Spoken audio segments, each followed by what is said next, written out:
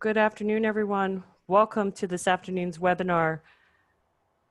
We're going to get started here in just a couple minutes. Thank you.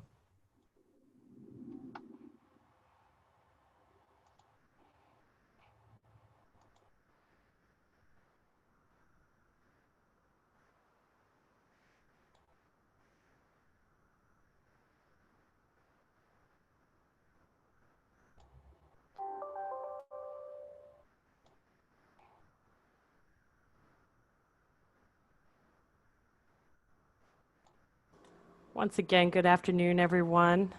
Thank you for joining us. We're going to give it here just another minute and we'll go ahead and get started. Thank you.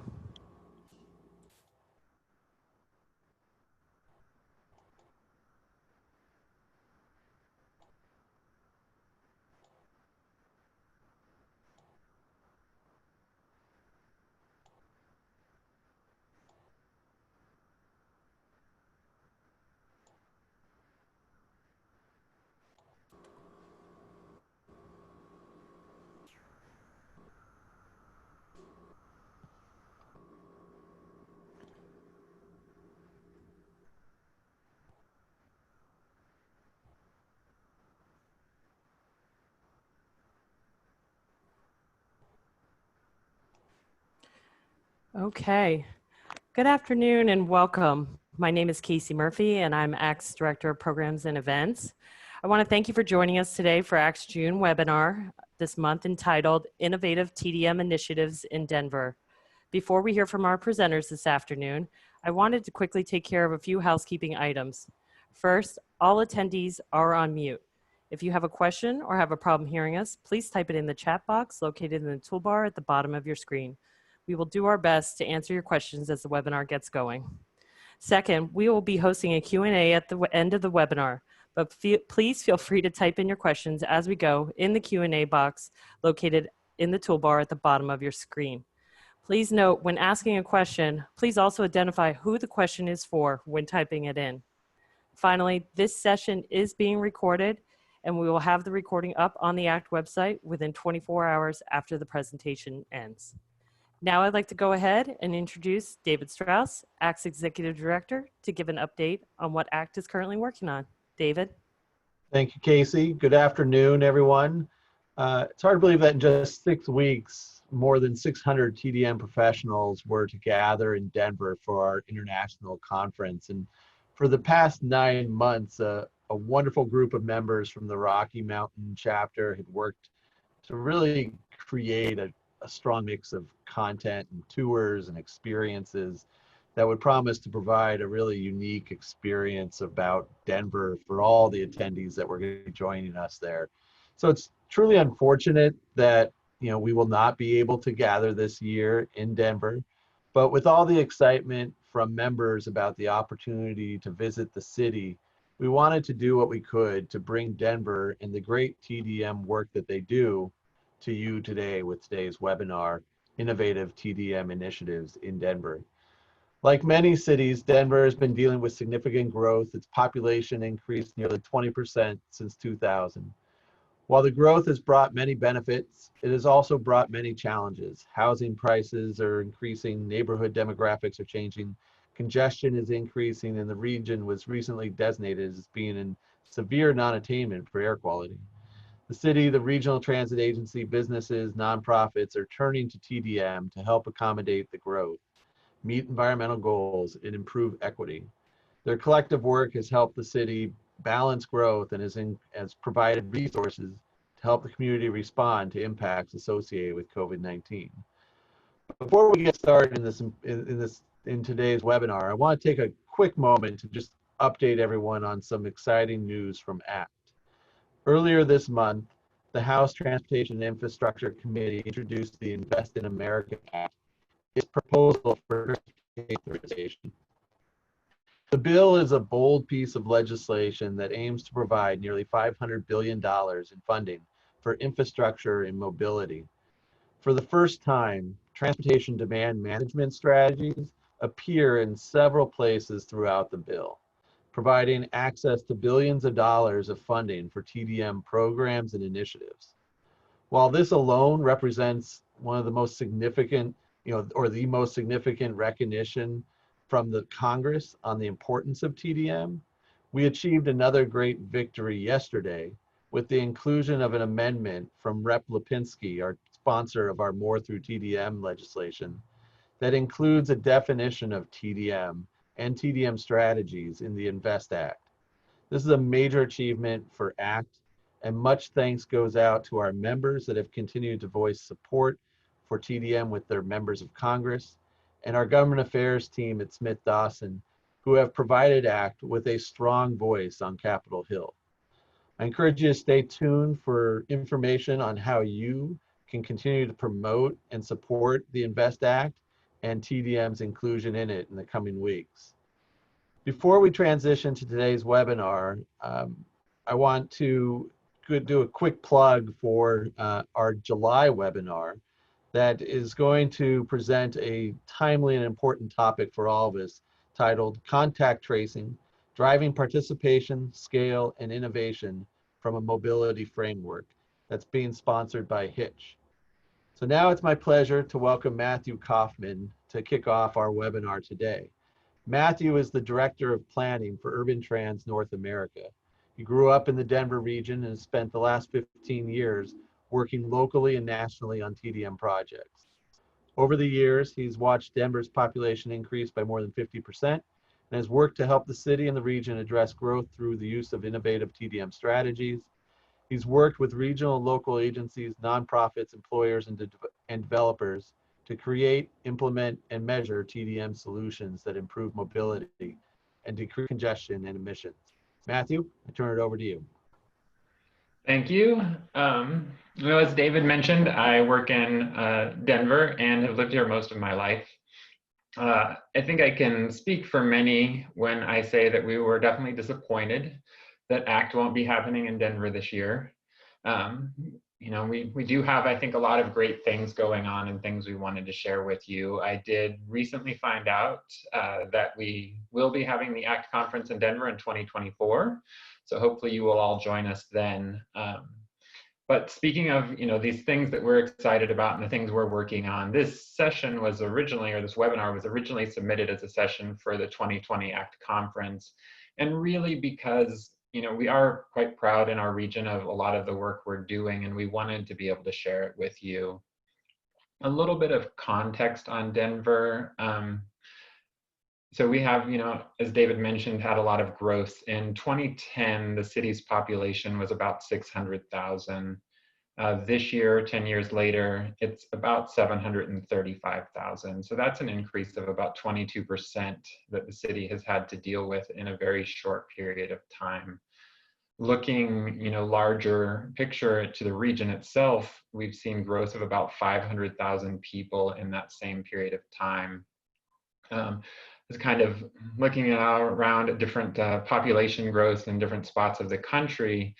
And if you look at the entire New York City region, it had a similar growth in population between 2010 and 2020 as the Denver region did. So that gives you a little bit of context of what we have had to deal with at our scale in terms of growth in a fairly short period of time. So, obviously there are a lot of benefits to growth and a lot of negatives. And we have seen increased congestion. There are a lot of impacts to quality of life from the construction that has to happen to manage that kind of growth, and obviously impacts on affordability. And unfortunately, a lot of those impacts have hit our historically underserved communities the most. So obviously, if you're a government agency or a community, you want to have funding to deal with this kind of growth. But unfortunately, in Colorado, we're pretty restricted in terms of the funding that government agencies are able to raise. We actually have 3 constitutional amendments that really limit us. 2 of those amendments severely restrict the growth of government tax revenue. So it's not even that they can raise rates, it's that the revenue itself can only grow at a certain point, regardless of the rates. So if we exceed rates, we've got to return the money. Now, we are also limited in our ability to raise tax rates themselves. So if a government wants to increase taxes or issue bonds, they have to go to the people. And then we have a third amendment that actually forces the government to increase spending on K through 12 education. So what you ultimately have are two amendments that restrict increases in funding, and one that forces the government to continue to increase spending. So what you end up with is really a tight amount of money for transportation. So what we've been doing, I think, very well as a region is seeking innovative solutions and low-cost solutions to address the transportation needs that we're having. And I do want to emphasize that collaboration piece. Today on this call, we have two nonprofits and two government agencies speaking, and you'll see through some of their presentations how much they work together. It's not just in passing, it's in very meaningful ways. And the presenters we have today are just a sample of the collaborative work that we have going on in the region. It really is impressive how much everyone is working together to really address the growth and continue to grow as a city. And so I'm quite excited that we've got this opportunity to share their work with all of you. And we're going to start the presentation with Paul DeRocher. He is the Manager of Planning Coordination in the Transit-Oriented Communities Group at RTD, which is our local transit agency that covers the entire region. He led the creation of the agency's first and last mile plan, and he is now working on its implementation. Paul actually has a background in TDM, and he worked for several TMOs before joining at RTD. And he's going to speak a little bit. I think, you know, that experience in TDM is what has, I think, really made his planning work rather innovative in the sense that it includes a lot of TDM elements, which is quite unique in first and last mile planning. So he's going to speak to you about that plan right now. Great, thanks so much, Matthew. Appreciate that introduction. Before I get into the meat of this presentation, I wanted to start with a few editorial comments regarding RTD's position. As many are aware and are experiencing now, the time in which we completed this study in 2019 and the time we find ourselves now is quite a bit different. We, as an agency, were lucky enough to receive $232 million from the CARES Act that the federal government passed. So that's some of the good news that we received. However, there's a little more bad news on the horizon, specifically into our future budget years in 2021 and beyond, where we project to have in excess of $250 million of revenue or budget shortfall from where we previously were as an agency. It's obviously a significant hole. Hey, Paul, I apologize real quickly. You're cutting in and out here. It's kind of hard to hear you. I don't know if there's anything you can do. Let me try some headphones. Thank you, everyone. Just bear with us 1 second here.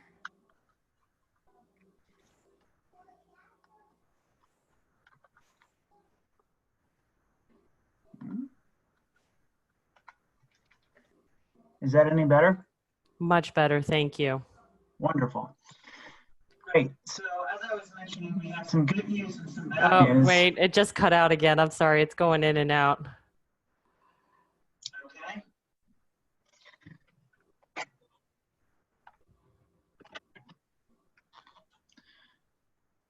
I still cutting in and out? It's not so much cutting out, it's just really faint in the background. Okay. I can attempt to put the microphone very close to my mouth. Is that at all helpful? A little bit. I guess we'll have to try to make that work as best as possible. Go ahead. Let me try one quick thing. Bear with me.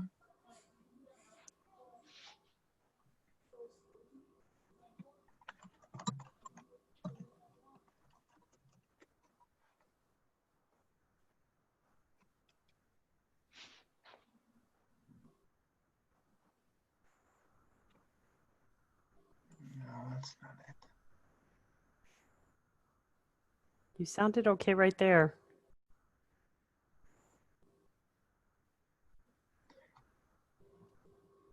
I'm just attempting to a few things.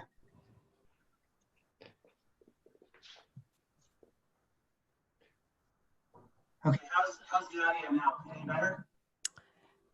No, I'm wondering if we maybe skip ahead to Stuart just to let you try to get the audio a little bit better. I was wondering if Paul, maybe you could call in instead of use the audio, and then while you're doing that, we could skip to Stuart. We'll come back to you. Does that Very sound well. okay? Yes, sir. Okay. All right, everyone. So I apologize about that. We're going to go ahead and skip to the next presenter here and go to Stuart. So, quick introduction for Stuart. I think some of you may actually know him and perhaps have had the opportunity to work with him. Stuart was actually my boss for quite a few years. He founded Urban Trans in 2000, and ultimately he sold the company on his 50th birthday. Since then, he has focused his work on the nonprofit sector. He's the executive director of Transportation Solutions, which is a transportation management association that services the city of Denver and Glendale. And Glendale, if you're not familiar with the Denver region, is actually surrounded by the city of Denver. If you asked me to describe Stuart in just a couple of words, I would definitely say strategic thinker. He has been working to advance TDM in the Denver region and throughout the US and other countries for over 34 years now. And in his nonprofit role, he has really been able to do a lot to advance TDM in the city of Denver by educating elected officials, employers, developers, and community organizations about the benefits of TDM. And I really do credit him for pushing all of us in the TDM community to try new strategies and really to expand our thinking about what TDM can do. And he is going to share kind of some of the work he's been doing in that area and innovation within our community. Hey, Stuart, before you get started, if you just want to share show your face on the video, that would be wonderful. Thank you.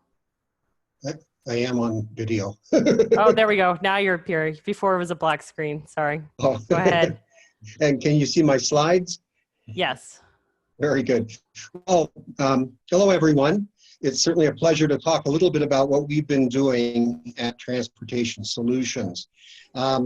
What I'm going to talk about today very briefly is network mobility hubs and why we felt that was important from a TMA, TDM perspective. Network mobility hubs, in our opinion, connect together the various parts of the city where we have a grid-based transit system, and then we need some first and last mile service into a lower density residential area, or if it's a light rail stop, having a multimodal access plan for that station. And we've looked at all elements, the built environment, we've looked at the types of signage and amenities that you can provide at a particular site, the land uses, the access, and as well as the ability to promote these strategies through TDM. Our area is the southeast section of Denver. You can see on my slides, it's the area in blue. So we start kind of from downtown and go all the way out to the suburbs. Our prime areas are Cherry Creek, which is a high-end shopping district. We also have the University of Denver within our service area and our largest single member.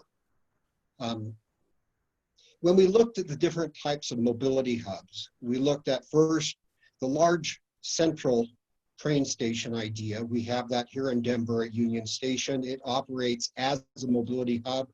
We have a variety of options for people to use to get to and from for that last mile. We have pedicabs serving that area as well. Smaller versions that we'll see in the lower right-hand corner, you'll see a picture of what I would consider a suburban context with a rail station. That's more or less the context that we are working within.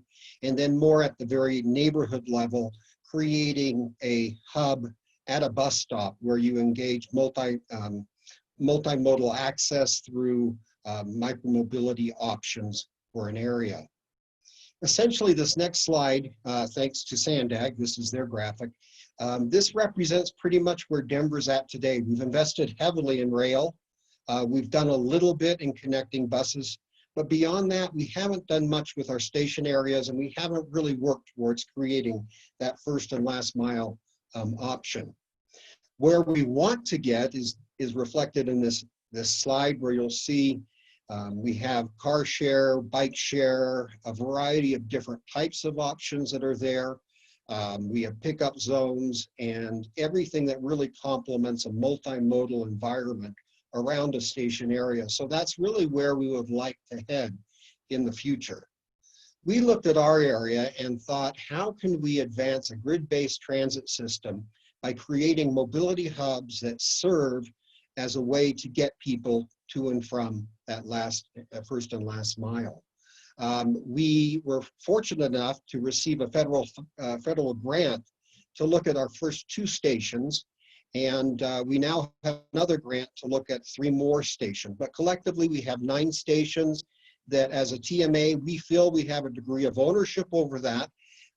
There's players, obviously, with the city, with RTD. Paul, I work with a lot on these station areas. We work hand in hand, but there is kind of a void within how we manage these assets within our community. There's no single entity that can look at all pieces and try to bring them together with private participation. And I'll explain that further as we get into this.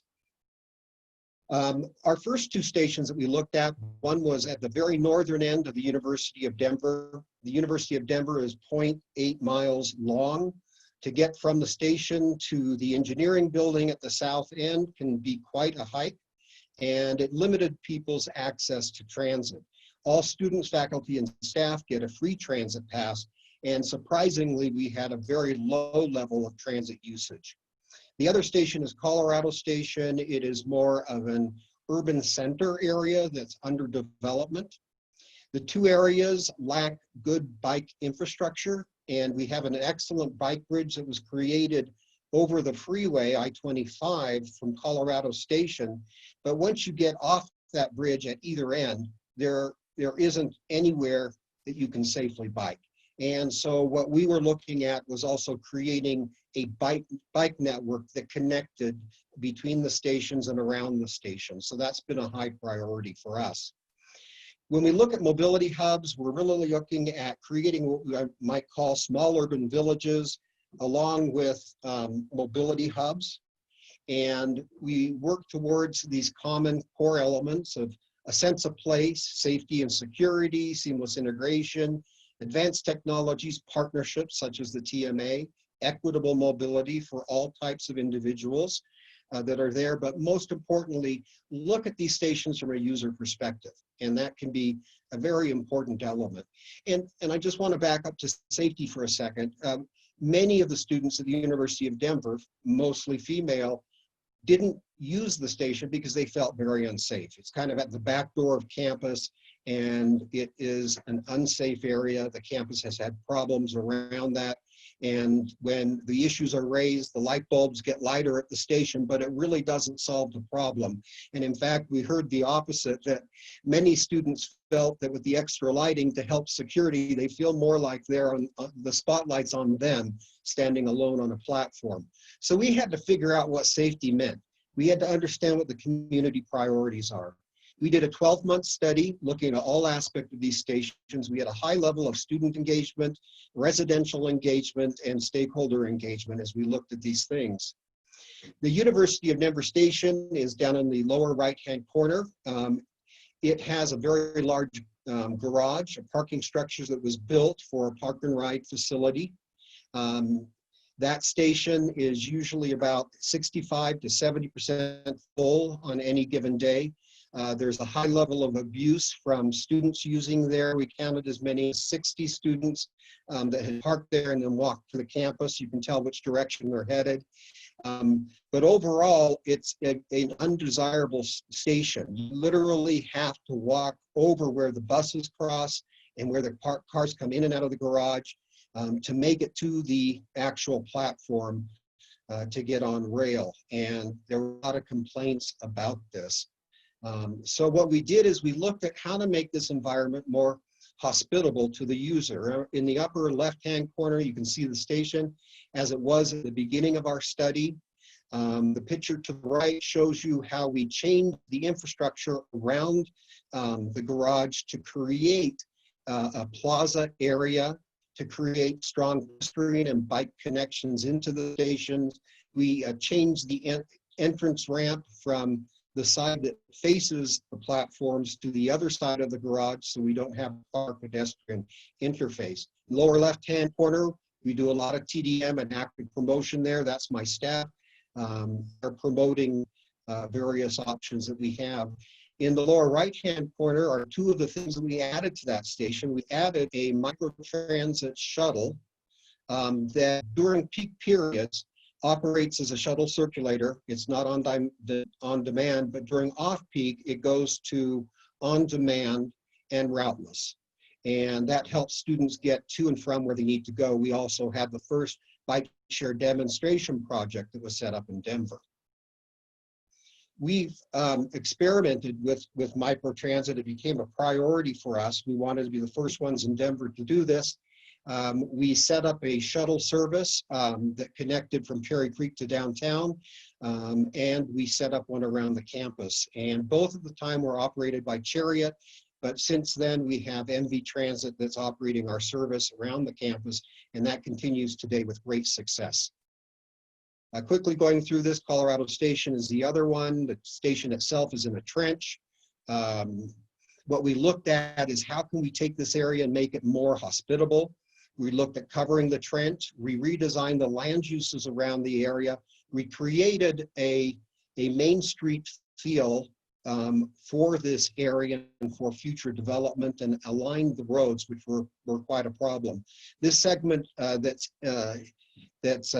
going east-west is already under construction. The other parts we're working on currently. This is ultimately what the layout would be that we were looking at for the station. I won't go into the detail, but ultimately worked at creating this as more hospitable and accessible. We also looked at the roads that are around the area and looked at how we can convert these roads into pedestrian, bike, and car routes. So that was an extensive part of what we looked at.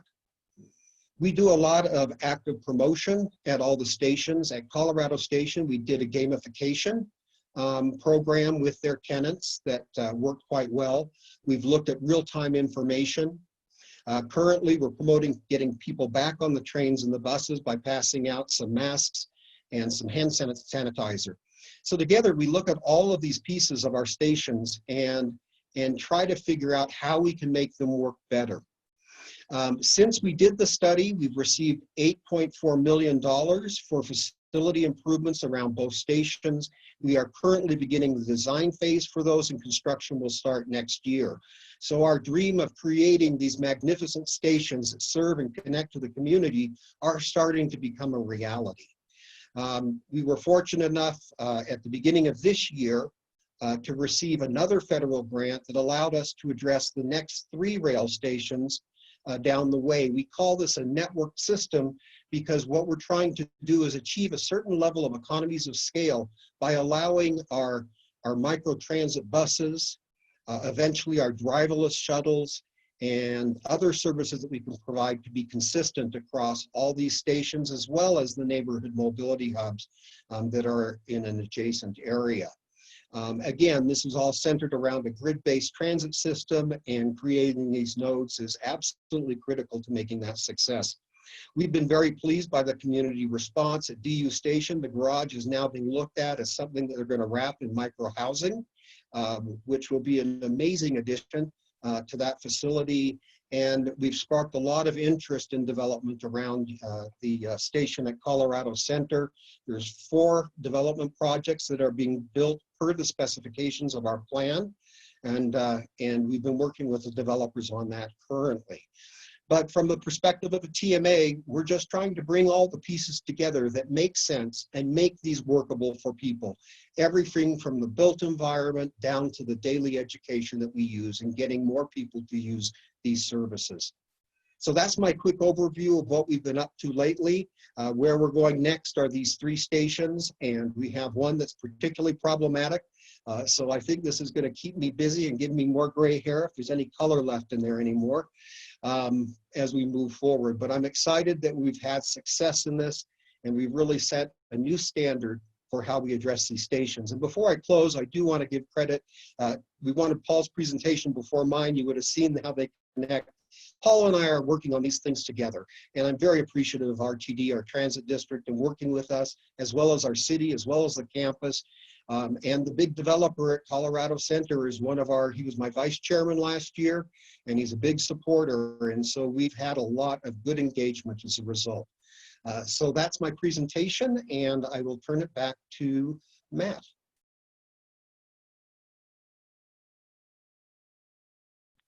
Casey, do we have Paul back on? We do. He's ready to go. Okay. Can you hear me? We can hear you. Excellent now. Great. Do you want to share your screen? Yep.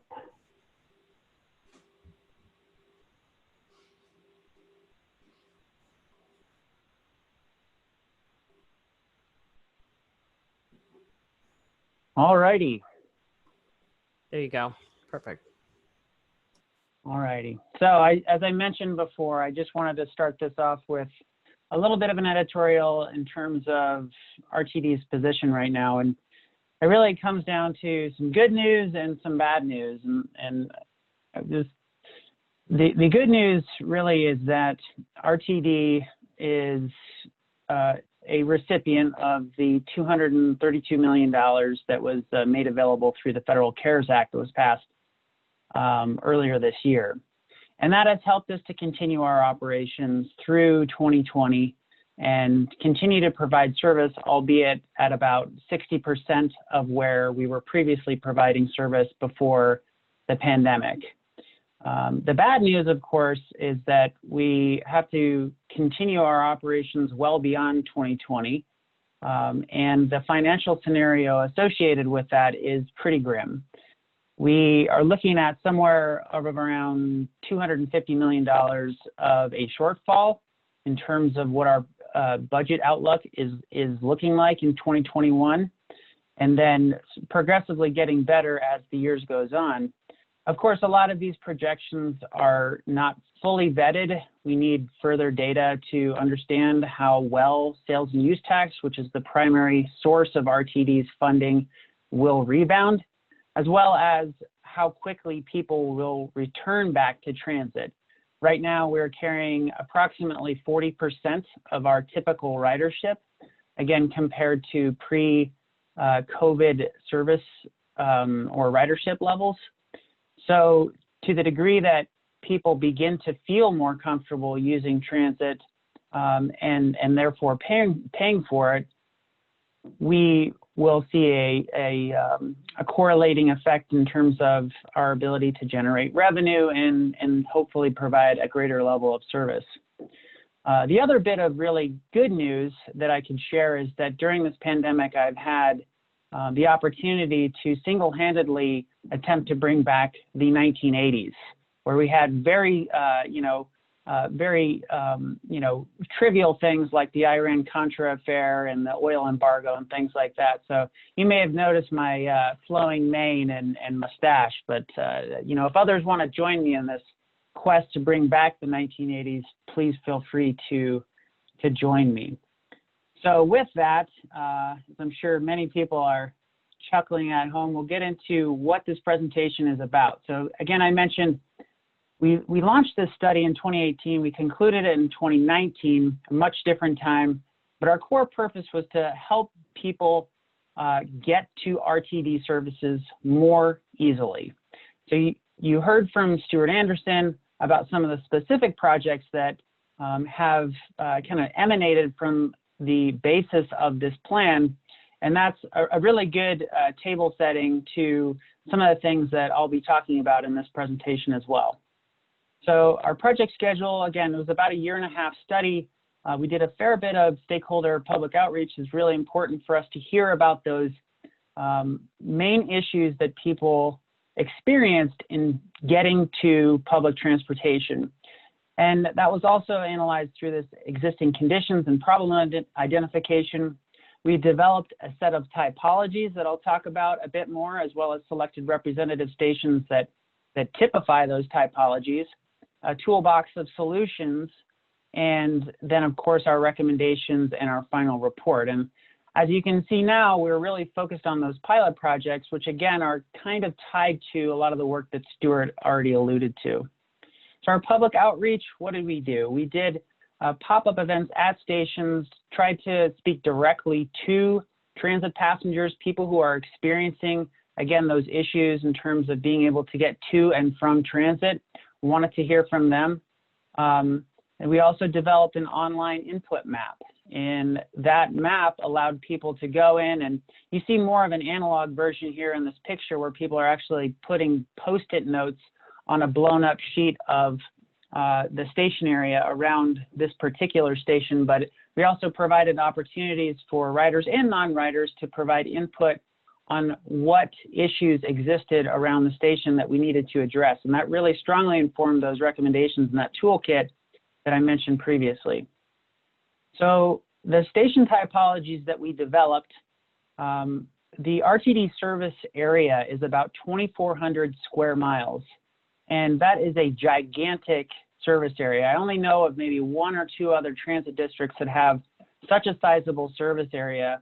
And it provides a series of different areas and settings in which we provide transit. Everywhere from downtown urban core, for those of you who are familiar with Denver, places like Denver Union Station. I'm sure many other cities also have similar Union stations. We're talking about central business districts, to an urban typology where maybe it's more of a historical highway where you have very close lot lines, maybe medium densities, 2-3 stories. Suburban mixed, and that's really a mixture of residences and jobs. Suburban residential, which is kind of your typical suburbia. And then we have significant portions of our district that are very rural. And when we look at each of these different typologies, we see that the total percent of our transit locations, these urban, suburban mixed, and suburban residential, that second to bottom row, it actually in total comprises about 95% of all of our transit stations. So 95% of our stations exist in those middle three typologies, urban, suburban mixed, and suburban residential. Whereas the total percent of our boardings are primarily concentrated to the tune of roughly 90% in urban core, urban, and suburban mixed. So where is the misalignment? And I think really the takeaway here, so as to get to the point, is it has to do with land use. Suburban residential and suburban mixed are again comprised of those lower densities, typically high amounts of free parking, as well as just a general ease of an ability to drive. So those are kinds of the typologies that we were up against, and we wanted to understand as we were getting into the existing conditions. We also overlaid our study with some more specific attributes that were associated with some of those typologies, and you can see kind of a smattering of those here. For the sake of time, I don't want to go into the specific overlays that are associated here, but you can see some of the different characteristics that we were focused on. Historically vulnerable populations, places where you have high shift or visitor variability, where people are working kind of non-traditional work hours, and then parking utilization. So those are some of the things that we looked at that we saw as being potentially significant as it pertained to how people can or cannot access transit. So the representative stations, this is the geographic representation of our service area. I mentioned those rural areas in green. I'm not sure if you can see my cursor, but the green areas are representative of those rural areas. This is all within, and in fact, only comprises a small component of RTD's service area. But we have a significant portion of our service area that's in that yellow suburban residential typology. So a lot of suburbia in the Denver metro area, as well as a significant portion of suburban mixed, where you see a mixture of both jobs and residences. However, when you look at the urban and urban core, they really are just a very small percentage. However, we see a huge concentration of our ridership in those urban and urban core typologies. When we were looking and gathering these representative stations, we wanted to have a good smattering. In the upper right-hand corner, you can kind of see how those representative stations fit into the different overlay and typology categories. So we feel like we had a good representation of the different typologies and overlays that we were looking at from these representative stations that we could go into a deeper dive with. Then the tools that we developed, here's kind of the 5 themes that we looked at: improvements in reuse of existing infrastructure, new infrastructure, first and last mile general guidance, TDM, which many of the folks on the call I'm sure are familiar with, and then of course transportation services. So some of the examples here in each of those themes are things like taking parking spaces and reallocating that space to a different, perhaps higher and better use. Pickup and drop-off zones for ride-hailing is a commonly seen adaptation of an existing infrastructure. With new infrastructure, we're talking about things like wayfinding or bike shelters. I believe the picture in the upper middle corner here is at Union Station in DC. And different ways in which you can provide new infrastructure to help people access those services, transit services. First and last mile general guidance is a little bit of a catch-all, but I think what it's really trying to get to is that there is an experience that everybody has in terms of being able to access transit. I know I've had many of experiences where I've attempted to get to a bus stop, maybe having to walk along a road in which there's no sidewalks, high volume, high speeds of traffic. It's just simply not a very inviting space. And so within this category, what we're attempting to get at is providing guidance to cities who typically control streetscapes or DOTs to provide a more pedestrian-oriented experience. But then not only that, also looking at what is the experience of the person when they get to the transit stop. What amenities are present? Is there a shelter, or is it simply a flagpole on the side of the road? These are all contributing to the behavioral aspects to how people do or do not seek to use transit. On the programmatic side, I mentioned this is in TDM. Again, I think most of the folks on the call are very familiar with what this is, but we see this as being a significant factor and theme in terms of being able to provide greater access to transit. In transportation services, really the sweet spot for transit agencies, and then a larger component of the private market getting involved with this, with things like e-scooters, automated vehicles, car sharing, things of that nature. And then with the toolkit, we really wanted this to just be an opportunity, a menu, if you will, for local governments, DOTs, transit agencies, anybody who is interested in applying it to select and contextualize based on those issues that were most common in their area. So I talked about the typologies, clearly things and adaptations that would make sense in an urban core area like an e-scooter may not work in a suburban residential type of environment. So we want this toolkit to be able to serve as a menu from which those tools could be applied. And really getting back to my opening comments, these tools are really increasingly going to have to serve the sweet spot in the middle here that's represented by this diagram of partnerships between RTD, our transit agency, local, regional, and state governments, and the private sector. And so Stuart mentioned some of the partnerships that we're initiating in some of the South Denver stations. And I think these partnerships are going to continue to be a very, very strong theme as our financial resources are diminished in the future outlook. So Stuart already talked about mobility hubs, so I won't really go into this. This was kind of trying to set him up. But where I really wanted to leave you all, knowing those folks on the call are primarily members of ACT and largely worked in TMAs, there's lots of things that you all can do in terms of advocating for complete streets and Vision Zero to make those experiences for pedestrians and bicycles and other folks that are really the primary customers of transit, especially pedestrians. We find 80% of RTD's passenger base accesses transit by walking. It's very similar across transit districts across the country.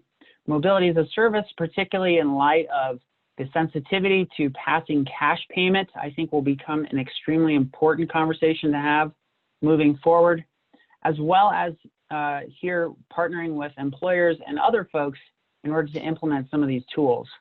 So lots of ways that ACT and other organizations associated with ACT can help implement and address first and last mile issues. If you want to learn more about this project, the URL is here on the top of the page. You can also just simply Google RTD first and last mile, and it's typically the top hit. So with that, hopefully I didn't go too much over my time. Thank you so much. Thank you. And I just want to add before Matthew jumps back on here, for those of you who have any questions for our panelists as we go, please type it in the Q&A box, and we'll make sure that we try to do our best to get them all answered before the end of the webinar today. Okay, Matthew, I'll turn it back over to you.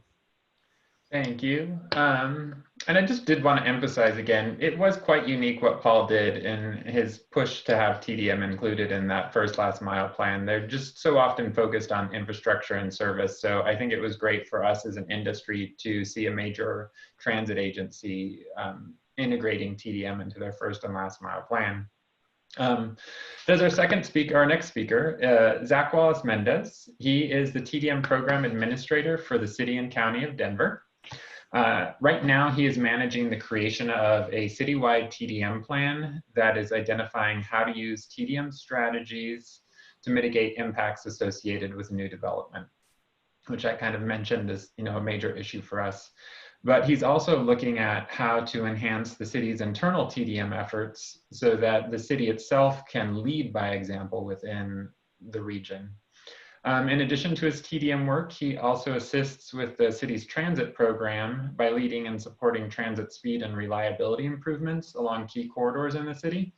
And I've had the opportunity to work with Zach, and I really can tell you that he is very passionate about his work and his community. And he is a strong supporter of TDM, and he's working very hard to improve mobility and I think make Denver a better place for all of us to live and work. And with that, I want to hand it off to him. Cool, thanks, Matt. As Matt mentioned, my name is Zach. I'm with the City and County of Denver's Department of Transportation and Infrastructure. Here to talk to you today about Denver's TDM plan that is currently being created. And it's worth noting Matt is actually our consultant helping us create the plan.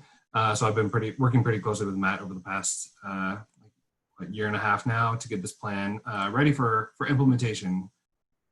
So I think there's a lot of precedent across the city or across the country of different cities, being pretty successful in implementing TDM plans.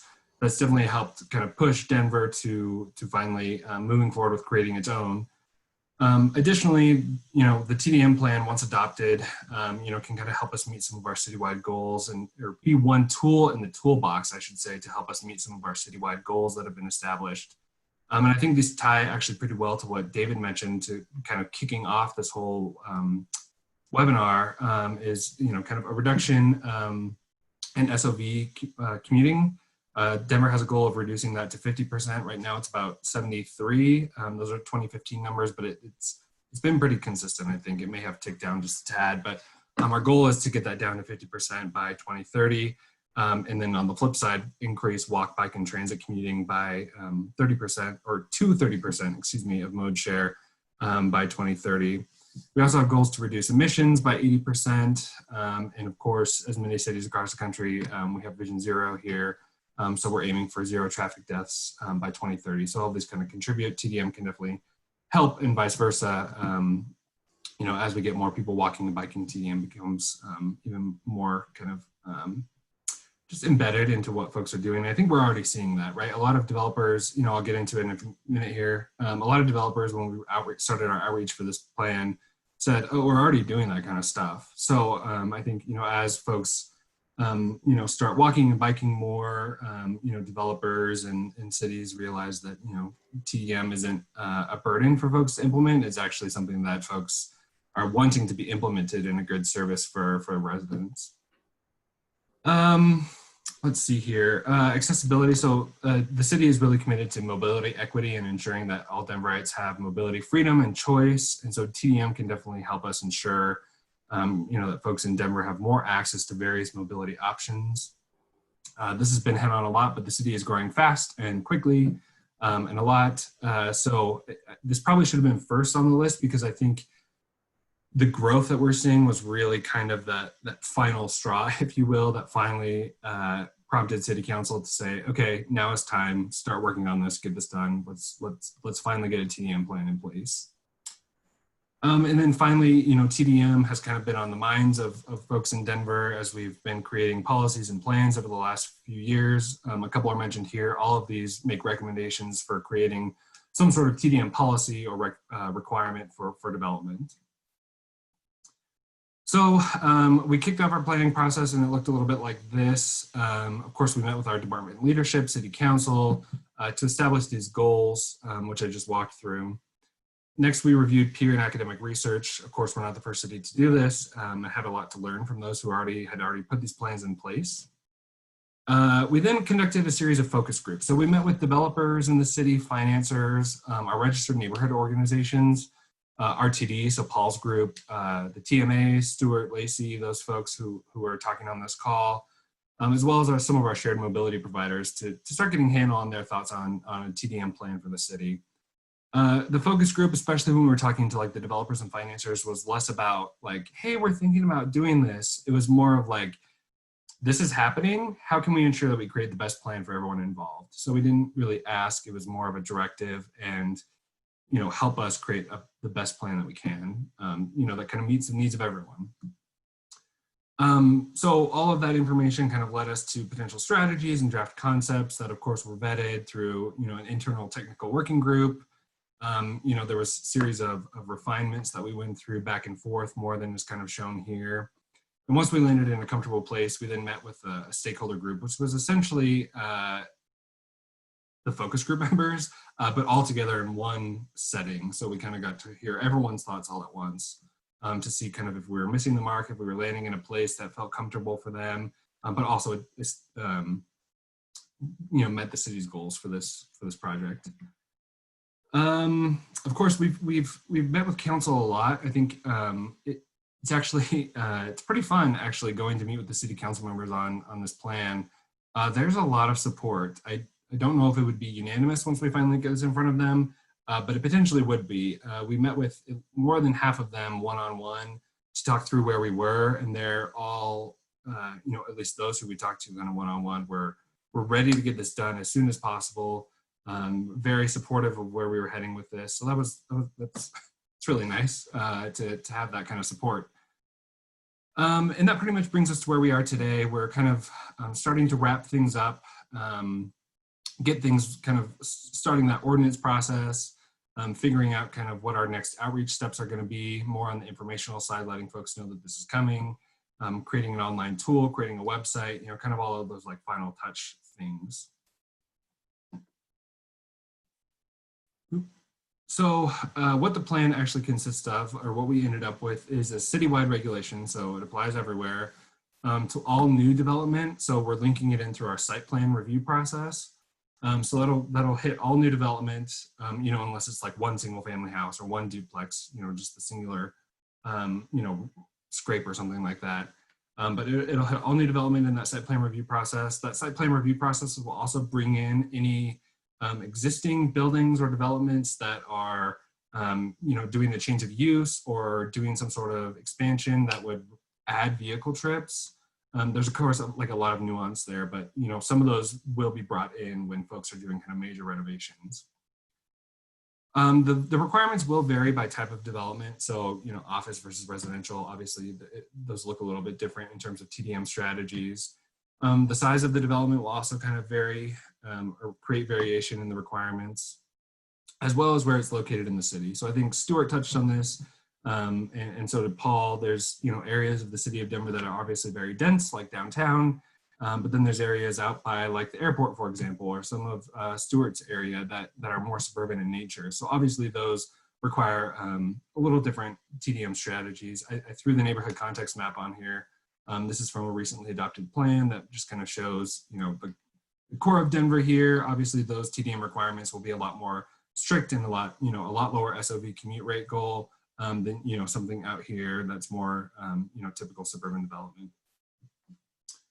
And then we're also considering proximity to transit options, with kind of the variation in the Denver area.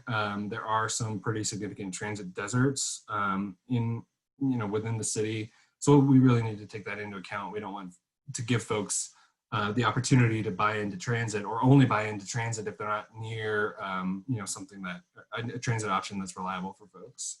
Or not reliable, but that makes folks want to ride it. So what we ended up with was 3 tiers of requirements. You can see kind of how they break out here. And then we also have them broken out into office, commercial, industrial, and then residential. And what those requirements look like is this. Those tier 1, I'll move back really quick. Tier 0, are kind of those smaller developments. And those are exempt from the TDM plan. They're just too small. And implementing TDM and maintaining TDM over the years will just be too burdensome, and we definitely don't want to stop development, right? As we mentioned at the beginning of this presentation, there's a bit of a housing crunch, and we definitely want to encourage new housing options for folks, and so we don't want to stop development. So those smaller properties will be exempt from the TDM ordinance. Tier 1 is kind of those mid-range properties, mid-sized properties, and what they'll be required to do is implement TDM infrastructure. So showers and changing rooms, secure bike parking, things of that nature, actual infrastructure. They'll also be required to institute a transportation coordinator, someone who the residents or tenants know who to go to, but someone that the city also has a connection with. So there's that communication piece. And then of course we'll encourage membership with the TMA. The TMAs are demonstrating during this call the great work that they do. They're kind of ready to help folks implement TDM plans.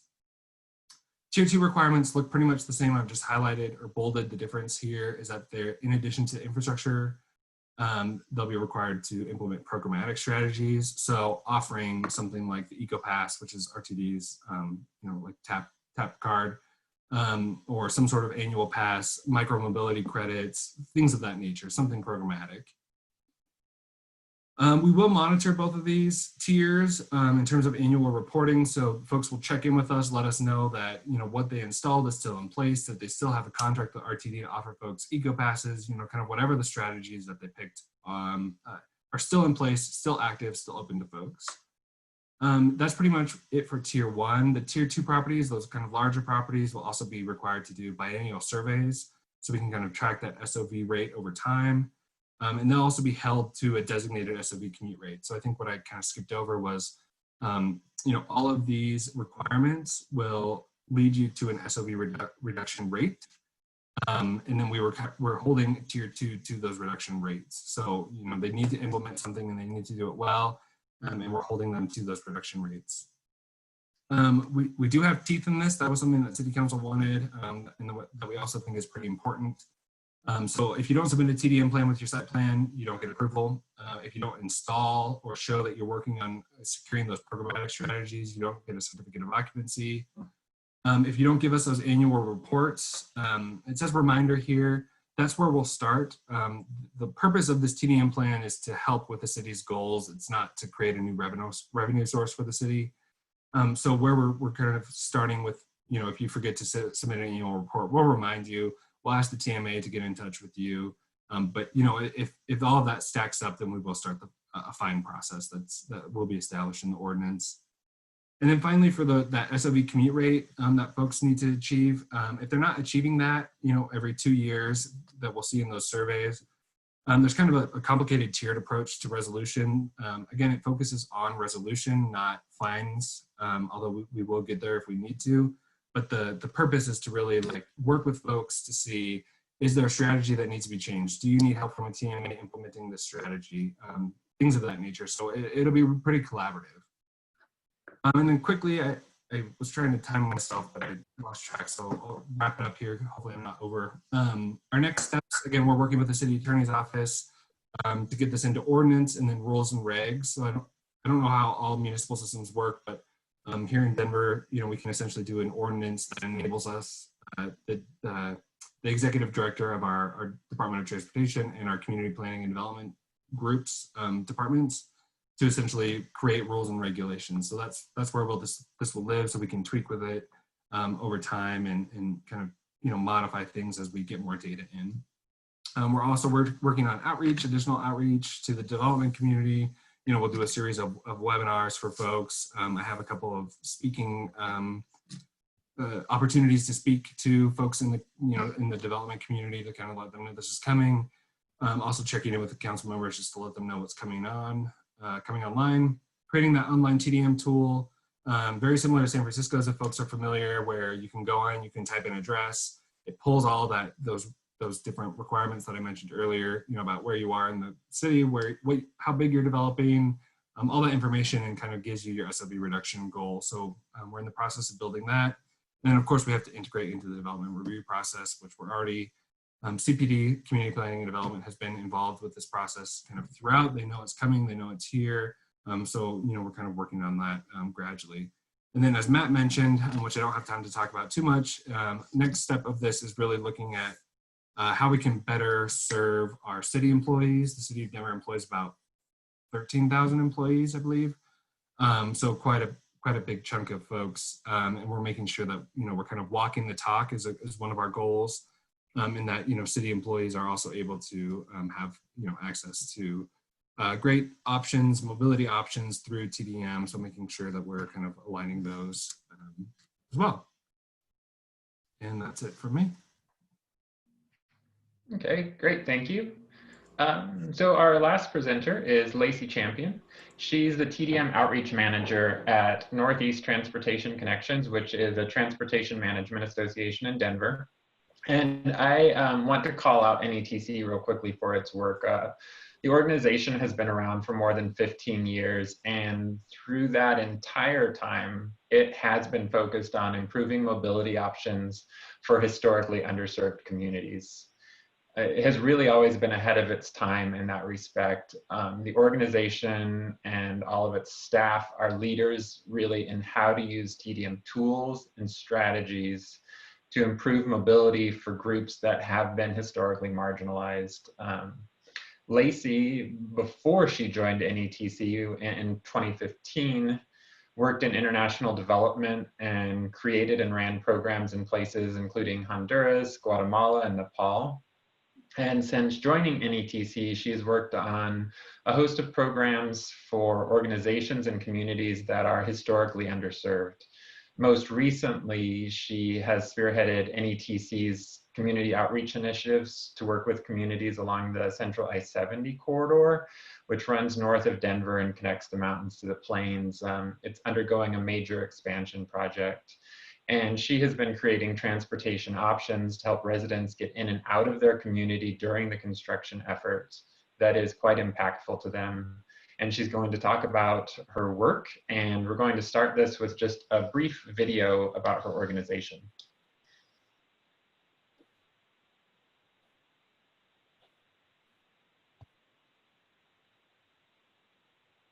Oh, maybe not.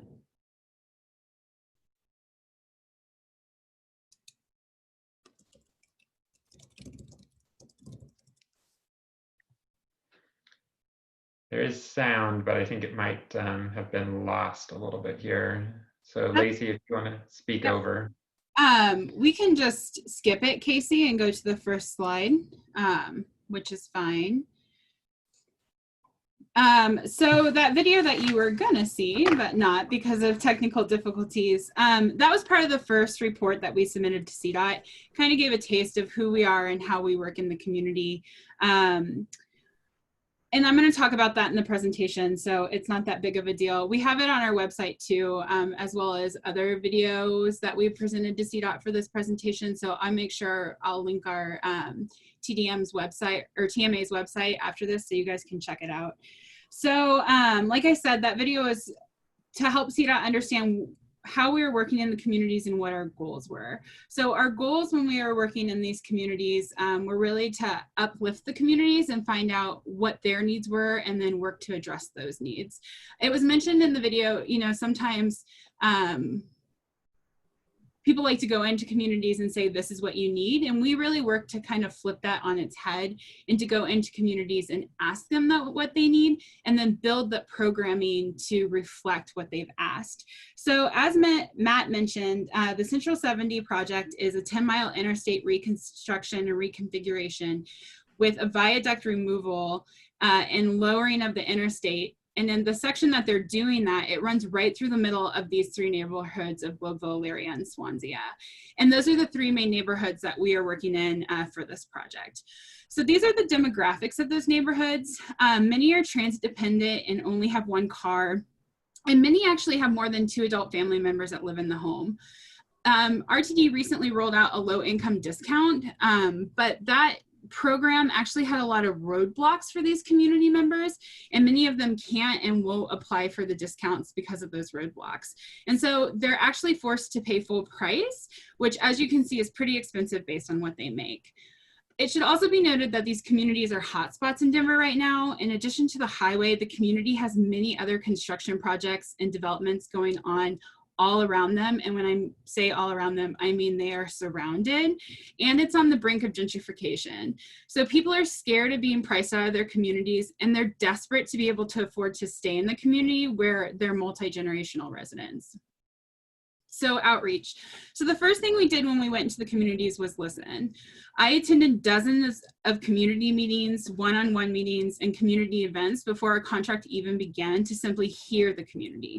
I didn't say much. I asked some questions to begin to understand what the problems were for the communities and to begin to get what we call the pulse of the neighborhood.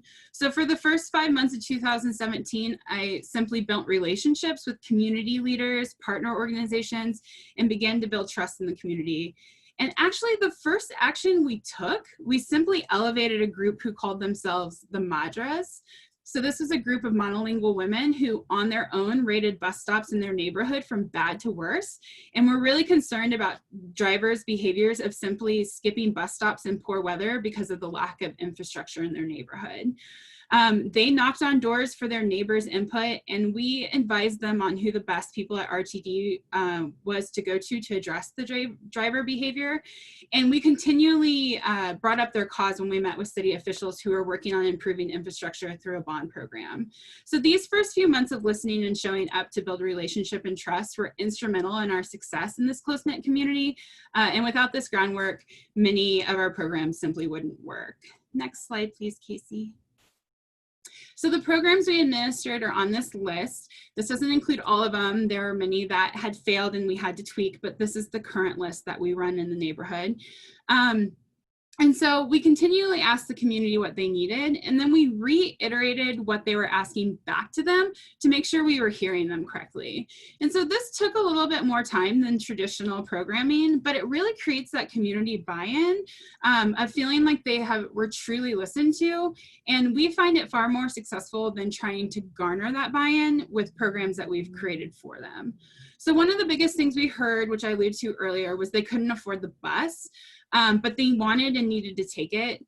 We heard numerous stories of cars making multiple trips throughout the day to get people to and from work because households only have one car. And we also heard stories of people not being able to secure a job because of their lack of transportation.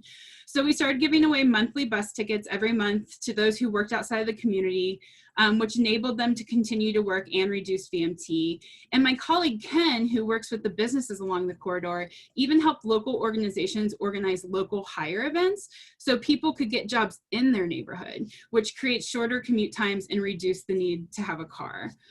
But then we heard from the community that there are many who did not work outside of the neighborhood who were also having trouble accessing transportation. Common places they were trying to go were doctor's offices and dialysis appointments and those one-off trips. So then we began to implement the free one-way tickets as well that we give to the community. So this way of doing things, as you can tell, it takes a level of flexibility as the community's needs often shift and change. And the ability for us to pivot and create programming around the continual changing needs of the community, I think, is one of our biggest assets.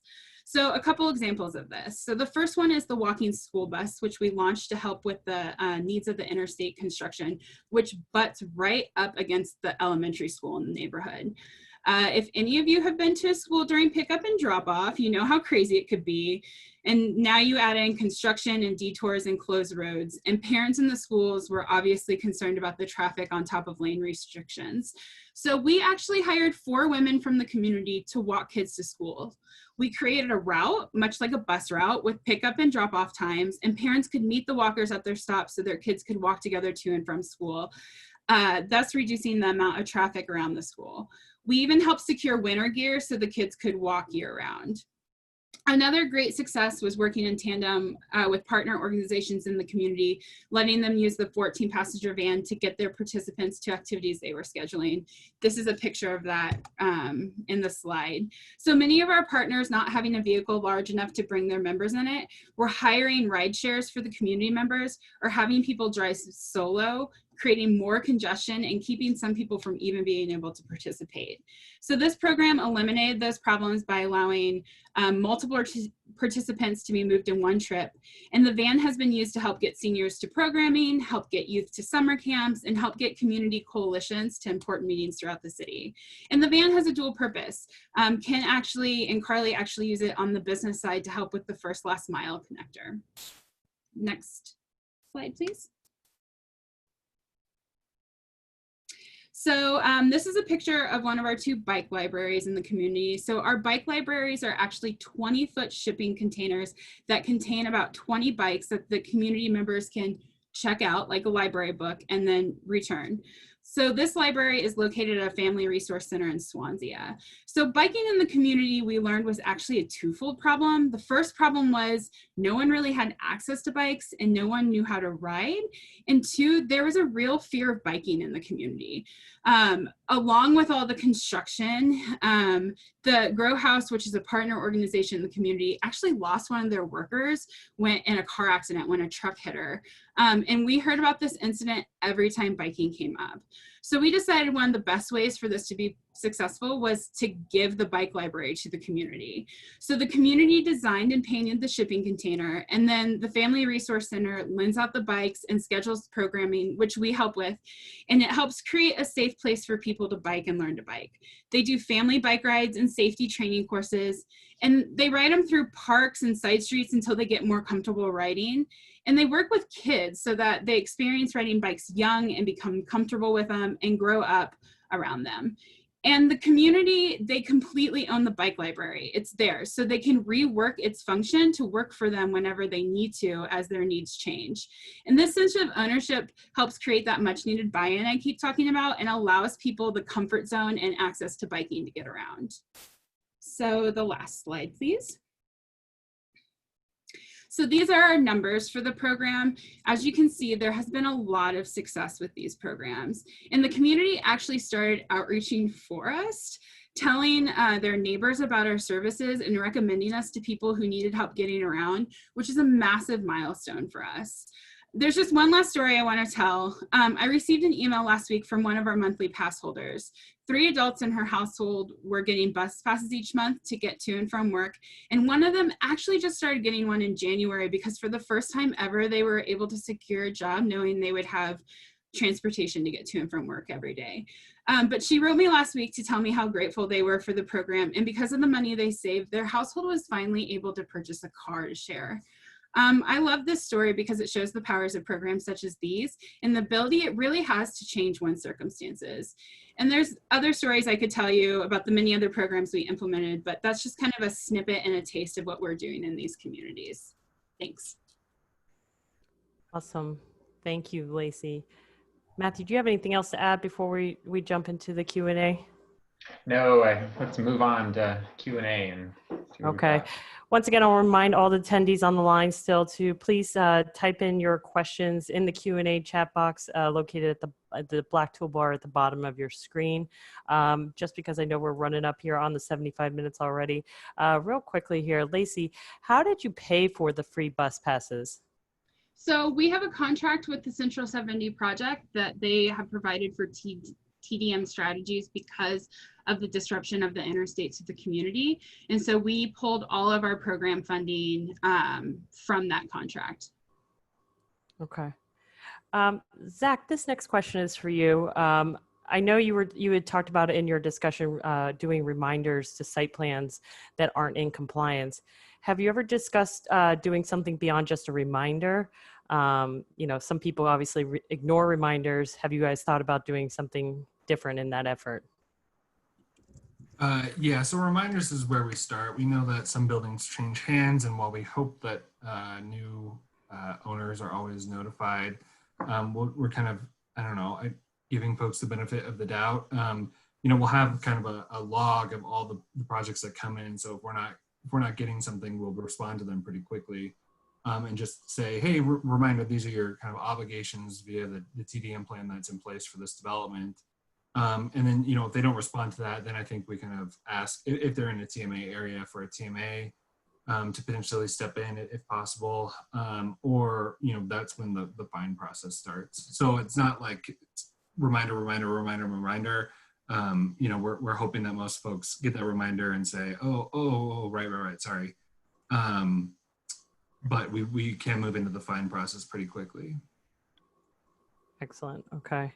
And I realized real quickly too, I'm sorry, Lacey, your email address was wrong up there. I apologize on the slide. We're just having a whole slew of issues today with AV, but we got that up on there. She put it in the chat box if anyone wants to follow up with her. A couple more questions here if I can sneak them in. Lacey, this next one, two-pronged question here. How are you doing outreach under COVID-19? And another person asked, where are those bicycles being donated from?